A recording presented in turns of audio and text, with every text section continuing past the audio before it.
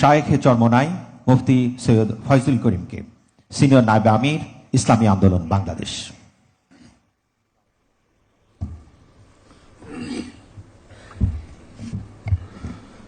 আসসালামু আলাইকুম ওয়া রাহমাতুল্লাহি ওয়া বারাকাতুহু। নাহমাদু ওয়া নুসাল্লি আলা রাসূলিহিল কারীম, আম্মা বাদ। আউযু বিল্লাহি মিনাশ শাইতানির রাজীম। বিসমিল্লাহির রহমানির রহিম। কুনতুম খায়রা উম্মাতিন উখরিজাত লিন-নাস তা'মুরুনা বিল মা'রুফি ওয়া তানহাউনা আনিল মুনকার। সাদাকাল্লাহুল আলিয়্যুল আযীম। আজকে অনুষ্ঠানের সম্মানিত সভাপতি, আজকে অনুষ্ঠানের শ্রদ্ধাভাজন মাননীয় প্রধান অতিথি, বাংলাদেশের মাননীয় প্রধানমন্ত্রী হযরত উলামায়ে কেরাম, সর্বস্তরের বিভিন্ন স্তরের দায়িত্বশীল ভাইয়েরা আমার, আমি সংক্ষেপে দু একটা কথা বলবো।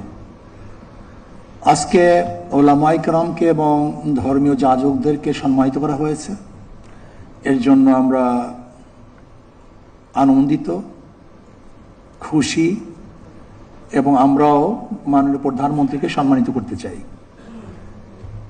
বাকি আমি মনে করি উলামায়ে কেরামের সম্মান বেশি হবে যদি তাদেরকে স্বাধীনভাবে কথা বলতে দেওয়া হয়। কোরআন ও হাদিসের খেলাফ যতক্ষণ তারা কথা না বলবে ততক্ষণ পর্যন্ত যেন তাদেরকে বাধা না দেওয়া হয়, আমার একটা প্রস্তাব। নাম্বার 2, আজকে একজন ইমামকে দেখা যায় সভাপতি সাহেব সালাম না দেওয়ার কারণে তাকে বিদায় দিয়ে দেয়, একটু সম্মানিত না করার কারণে তাকে বরখাস্ত করে, হয়তো বাজারটা ঠিক মতো মুয়াজ্জিন সাহেব, সেক্রেটারি সাহেবের বাড়ি পৌঁছানো না কারণে তাকে বরখাস্ত করে দেয়। আমি আজকে আমার প্রধানমন্ত্রীকে অনুরোধ করব, একটা নির্দিষ্ট নীতিমালা থাকা চাই যে কোন কারণে তাকে বরখাস্ত করা হবে। মাশাআল্লাহ, আলহামদুলিল্লাহ, জাযাকাল্লাহ। কেন বরখাস্ত করা হবে? যতক্ষণ আকীদা এবং কোরআন ও সুন্নাহর আকীদা, একটা শব্দ আমি সংযুক্ত করতে চাই, আকীদা এবং কোরআন ও সুন্নাহর অনুকূলে যতক্ষণ থাকবে ততক্ষণ কোনো অবস্থাতেই তাকে বরখাস্ত করা যাবে না। আলহামদুলিল্লাহ, শুকরিয়া জ্ঞাপন করছি।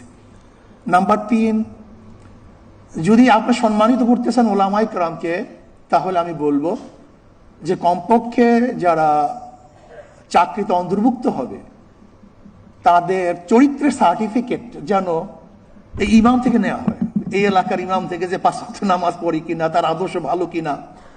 যদি এরকম কিছু তাদের থেকে চারিত্রিক সার্টিফিকেট নেওয়া হয় তাহলে আমরাও ভালো হয়ে যাব, আমরা ভালো হবো। আমরা চরিত্রের সার্টিফিকেট দিই, কাজে আমি যদি ভালো না হই তাহলে চরিত্র সার্টিফিকেট আমি দেবো কিভাবে? কাজে আমাকে আগে চরিত্রবান হতে হবে, তারপর আমাকে চরিত্রের সার্টিফিকেট দিতে হবে। যদি এই কাজটা করতে পারেন, জীবনভর আপনাকে সবাই স্মরণ করবে যে কমপক্ষে এই ব্যক্তি নামাজ পড়ে, এই ব্যক্তি খারাপ কাজের সাথে সংযুক্ত না। যদি ইমাম থেকে এরকম সার্টিফিকেট নেওয়া হয়, চরিত্রের সার্টিফিকেট, মনে হয় সম্মানিত করা হবে। আর একটা কথা বলে শেষ করব, যে আজকে সম্মানিত ভাতা যেন নিয়ন্ত্রণের কোনো মাধ্যম না হয়, যে সরকার যেন ইমাম এবং মুয়াজ্জিনকে নিয়ন্ত্রণ না করে, বরং এটা সম্মানিত ভাতা সম্মানিত হিসেবেই থাকে। যদি ভাতাকে নিয়ন্ত্রণের মাধ্যম করা হয় তাহলে কিন্তু এটা হিতে বিপরীত হবে। আল্লাহ আমাদের সবাইকে দ্বীন ও ইসলাম অনুযায়ী চলার এবং মানার তৌফিক দান করেন। সবাইকে ধন্যবাদ।